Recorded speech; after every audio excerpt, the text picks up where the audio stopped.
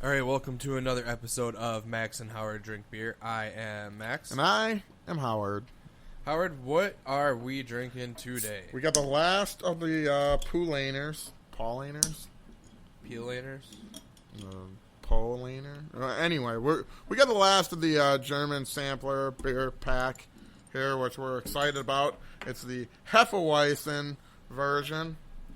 You know, and that's always good. And we're following the Bavarian purity law as well, which is good. And, you know, Max, the Hefeweizen, we're used to drinking Hacker Shore, which they call Miller Lite over in Germany, and that's a Hefeweizen as well. So this is going to be a pretty sweet beer, you know, very sweet and weedy, you know, like most of them are. And this is the one that would be good with a lemon. Now, traditionally. Now, Max just took a sip of that, and he's going to let you know what he thinks about it.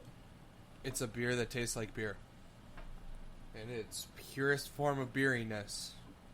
I wish we really got to spend some time on this stuff and put sound effects in, because I'd love to have just a recording of Steve going, "It tastes like beer!" Yeah, that would be good. You know, so we'll have to talk to him about that, but yeah, it tastes like beer. Okay. Yeah, to me, it tastes like your typical Hefeweizen, you know. It's probably like lagers and Oktoberfest. If you had one, you've had them all, basically. So, you know, there's nothing that is separate from what I'm used to, you know, and especially if you put a lemon in there, and then we're really talking. I don't think you can. I think the Germans will kill you for that. I think you're not far off. Like, even though I'm gonna put some fruit in my beer. No! I think you're not too far off. But I know that's like one of the things. Let me say that for you in Spanish. Okay. No! Oh, okay. That was pretty good. What about in German? 9? Oh. Well, no, we just have the 2 here. Yeah. Okay. But, you know, then, and again, it's probably an Americanized thing, like the California roll when you're talking about sushi. You know, that's what they told me to do. Put the lemon in the beer, you know, a slice of lemon, throw it in the beer, and it enhances the beer. And I like that. It's tasty. And even though the Berliners, they all hate me for it, I do it anyway. And so that's that. So, yeah, I'm with you. It tastes like every other wheat beer, and yeah, this is. I'm never gonna complain about a good old Hefeweizen. Absolutely tasty. Absolutely tasty. I'm reading stuff about stuff, and I'm not doing very good at it. Yeah, that happens to me too. Sometimes I can't even read my own name. You can't even write your own name? Yeah, that too. You've seen my handwriting. Yeah, it's chicken scratch. No, it's Howard Scratch. No, it's definitely chickens. Oh, okay. I literally feel like you pick a chicken up and dip its feet into ink, and I don't like chickens. right, that's right. It's a bird. They're gross. Yeah, no, fuck birds. Birds are fucking weird. So yeah, Max has got it. And before we like to play a little music. Well, I don't play music, but I don't play music. Max was playing a little bit, and he was doing a little bit of ZZ Top, you know, playing some ZZ Top music in between sets here, and he was just what'd you do? Was it a little bit better? Yeah, much better. Oh, okay.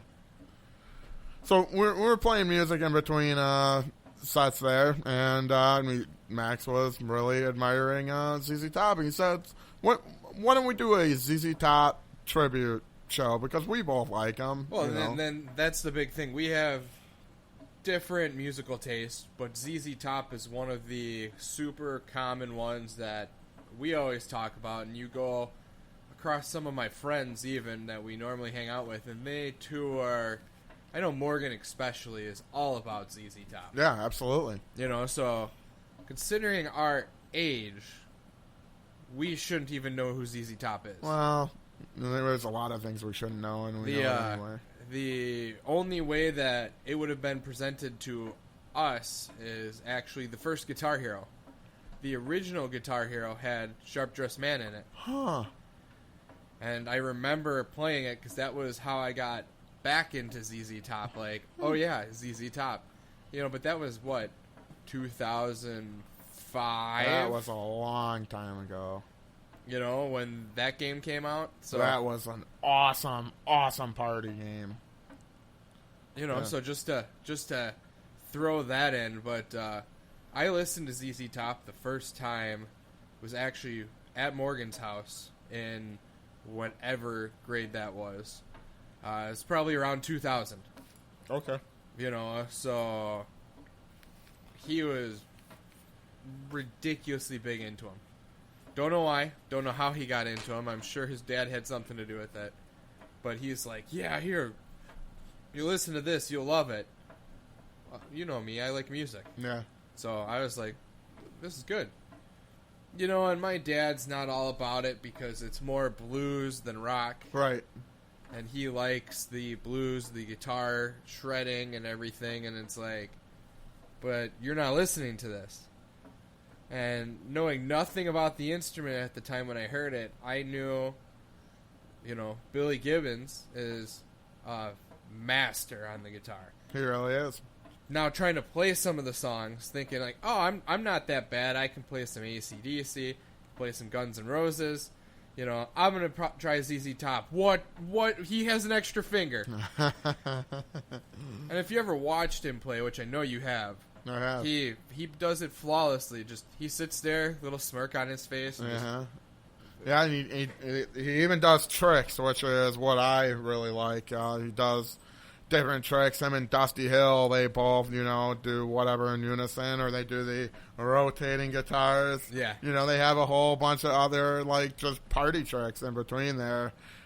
Just awesome. Awesome to listen to. Awesome to watch. They're incredible. Really good music. So, we're going to get into a little bit facts about this, but Howard, do you know where the name came from? Yeah, not really. Okay, so Billy Gibbons, diehard blues guitar fan. Yes. So he wanted to play a tribute to the King, B.B. King. Okay, so they wanted to originally call the band ZZ King, but they felt, it wasn't a good idea. So BB, ZZ, all right, we're close. So they changed it from King to Top because B.B. King was the top of blues. So there you go. ZZ that's Top. Exciting. Tribute to B.B. King. Do you ever watch those Live from Daryl's House Nope. videos? Nope. Billy Gibbons did one live from Daryl's house, and they do a couple of different songs, and then they do a couple of his songs. So when they do his songs, they're outstanding. They're so good. Daryl Hall's weird. I don't think he's that great. He's a weird singer. I don't like him that much. But the way that they play, the way they all gel together is crazy.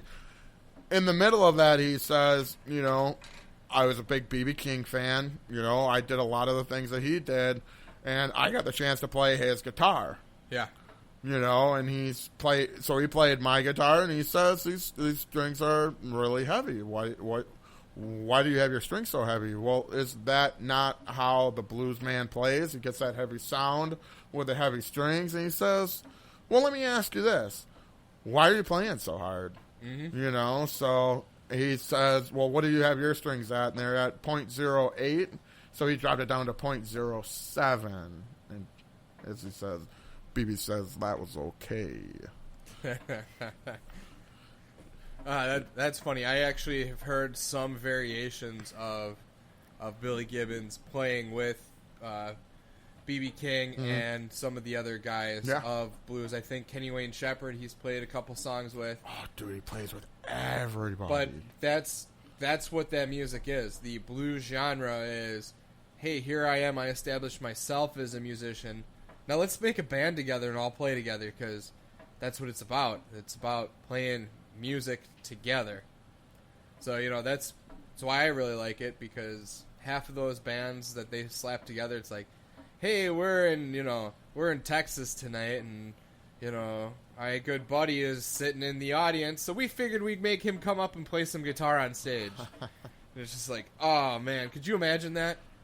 Just being able to I'm in his hometown of Houston, and we're gonna drag you in. Well, yeah, they used to do it all the time. Even the Rolling Stones. Hey, they were in town. They were watching the show. He said, "Come on up and play with me. We'll throw a guitar on you and let's rock and roll." Oh yeah, Muddy Waters did that. Yeah, that's pretty cool. All the time. Fun fact, Howard, you know that Keith Richards inducted ZZ Top into the Hall of Fame? I did watch that, and actually their performance at the Hall of Fame is one that was on my previous iPod that I illegally downloaded, and that was really good. Did you ever watch their induction? I did. I vaguely remember it. It was cool because it was LaGrange, and they played a certain way, and they went, and they stopped and they go, "Surf's up!" And then go back into it, and it's really, they were good, man. And the way that they kind of put it all together, the way that they all merged it together, it just sounded cohesive. They could play anything, man. They could play anything and put it all together and make it all sound right. I'm a big fan of Waiting for the Bus / Jesus Just Left Chicago. I can't hear one without hearing the other. You got to hear them together, otherwise it doesn't work. I'm a firm believer in that. There's a lot of songs like that, like Heartbreaker. It just ends without Livin', Lovin', Made. Yeah. Come on.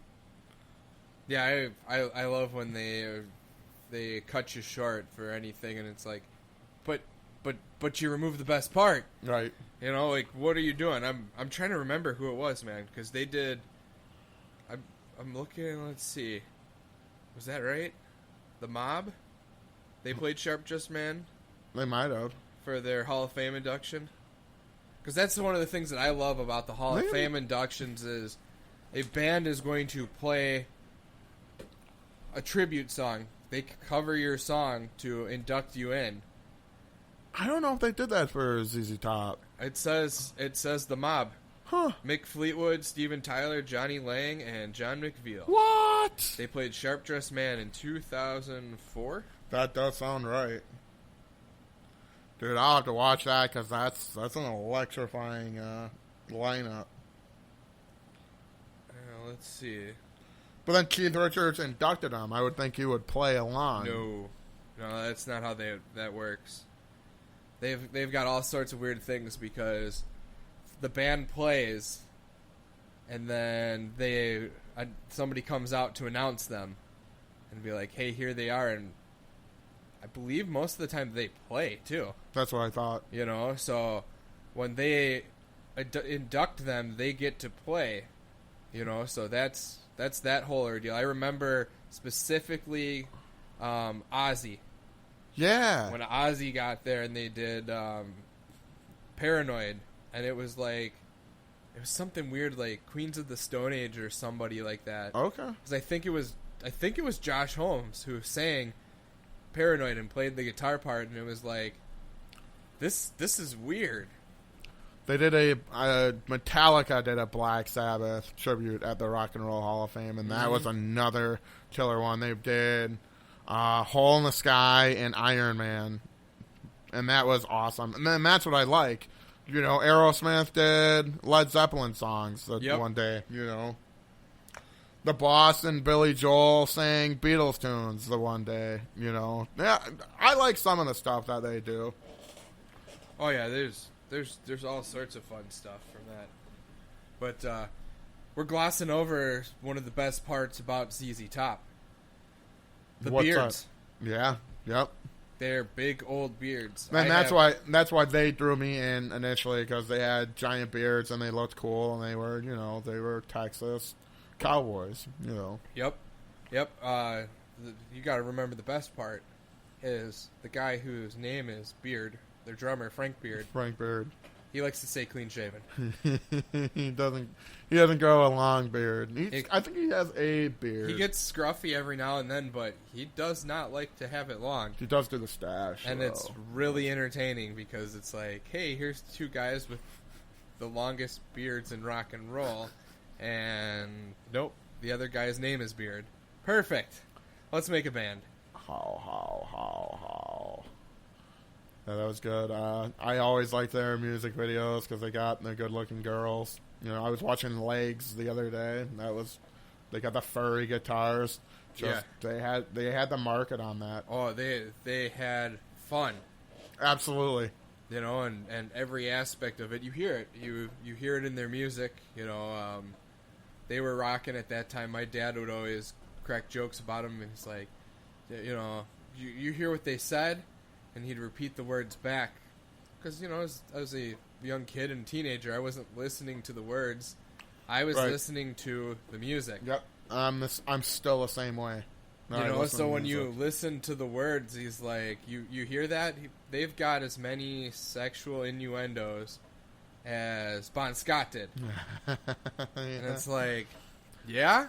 When you look at all their music, yeah, they did. My favorite line in rock and roll comes from Tube Snake Boogie. I've got a girl who lives on the hill. She won't do it, but her sister will. They do the boogie. That's a good one. And I tell everybody, that's the best line in rock. That one right there. Best line in rock. Yeah, and there's another good topic for another day. Best line in music. Okay, let's see. What other fun facts did we have? Well, you were telling me off the air, you know, Gillette offered them $1 million to shave their beards. $1 million a piece. Right. And this was 1984. Yep. You know, so we're talking, you know, we're pushing 30 years, man. You know, well over 30 years ago, it's just, oh yeah, we'll give you $1 million each to shave your beards. And they didn't just respond no. They responded that, no, we look ugly without these beards. And they did, man. Did you ever see him, like, pre-beard? No. Pretty ugly. Never looked. He's had that beard since, what, like 71? Like, they had, like, a slight beard before, I think, after Tres Hombres. Yeah. And then they all got back together, and suddenly, you know, Dusty and Billy both had chest-long beards. Yeah. You know, and they both went to the opposite ends of the world for a 90-day vacation. You know, how do you like that? The great minds think alike then. Oh, yeah. You know, hey, we're coming back. We got fucking long-ass beards. Well, they kind of, they personified, I mean, almost their own genre. Absolutely. You know, when you think about it, you've got that blues tied in with the rock, and it's Southern rock. Yeah, is it? You know, it's Texas blues. Yeah. Yeah. Oh, it's got its own shuffle. Oh, yeah. You know, I mean, the Texas shuffle, when you're drumming, it's a completely different blues shuffle. What's your favorite song? My favorite song? What is your favorite song by ZZ Top? Well, there's a couple. I like LaGrange. Okay. Bassline wise, Yep. trying to get my band to play it. Yeah, that would be fun. I think it'd be really fun. I really like to play Tush. That's a good one. It was one of my favorite songs to play. I actually just learned the first solo on guitar that Billy Gibbons plays, and it is like, seriously, that's it? He puts his hand in one position. Yep. Covers 3 strings, and do do do do do do do do do do. And that's it. You just go like this. Do do do do do do do do do do. And it's like, come on, man. And it's just, that's the nuance of it. Yep. The guy can play every note a million miles a minute that you want to play, and what does he play? You know, the 10 simple notes that they rope you in. Just because you can play a million notes a second does not mean you have to. And that's kind of the personification of it, you know? Tush is almost like punk rock. It's that shortness, that short sound. It's like Texas punk. I think you need to go back to school and learn some of your genres. Maybe. I'd say it's got more of a ska upstroke. Now that one, that's where it goes over my head once you start getting into ska. The bands that have horns. That's ska? Yeah. Huh. Okay. Yeah, like Sublime. Yeah. That's the ones. Sometimes I feel like I don't have a partner. I don't think so. Okay. No, that's the Chili Peppers, I think. If I'm thinking of the right Is song. it? Oh man, see, there's a lot that I lose, and we've talked about this before. There's like a certain genre that I stick to, yeah. And ZZ Top is definitely in that genre. I like their version, and the Stones version is completely different. But ZZ Top sings "Brown Sugar," and that's just a killer song. It's just, it draws in. My friends, they all told me. It's slow at first, and then suddenly it's like an explosion of music, and it's great. That's one of my favorite songs. I actually really enjoy the riffage of Cheap Sunglasses. Cheap Sunglasses is good. It's and it's just like they leave so much space for each other. Yep. But as 3-piece band, they do so much. Yes, they do. You And know? live, it's just even better. Mm-hmm. The way they all interact, and the way they change simple little nuances. To keep it open mind, to keep it open for improvisation. Well, in their genre, there's definitely they definitely get that. They get that freedom Absolutely. to be able to do it, and that's kind of the cool thing about it. So Howard, I'm getting pretty thorough through this beer, so let's wrap up talking about this beer. Where do you put it? And like I said, they all kind of taste the same. I would honestly put this at a 3.5. One of my higher beers, but I like Hefe Weizens. I like the way they taste. If you had a lemon in here, it might even be a 4.5. All right. Yeah, I'm not as big of a fan as the Hefe Weizens. I'd say 2.5. There you go. I can drink it. It's not a problem, but it's got a little aftertaste that kind of lingers. That makes sense. I don't like that. I don't like that lingering. I like the beer. You drink it, it goes down the gullet, and now we move on. Okay. I dig it. And that's the cool thing about this. Everybody's got different tastes. Yep. Just because we say one thing doesn't mean you shouldn't try it. So, hey, that's that. Well, Howard, on that note, my beer is almost empty, which means it's about that time for us to wrap up. So thank you, everybody, for taking the time to listen to us. I know we talk nonsense about nothing, so we appreciate you. If you have anything you'd like to hear us talk about, send us a message. Yeah. I was going to say where, but I don't even know where we get messages. Wherever you can. So, Instagram, Twitter, Facebook, probably Facebook. I feel like we can respond easiest there. But on behalf of Howard and myself, we appreciate you. So, once again, everybody, I am Max. And I am Howard. Cheers. Cheers.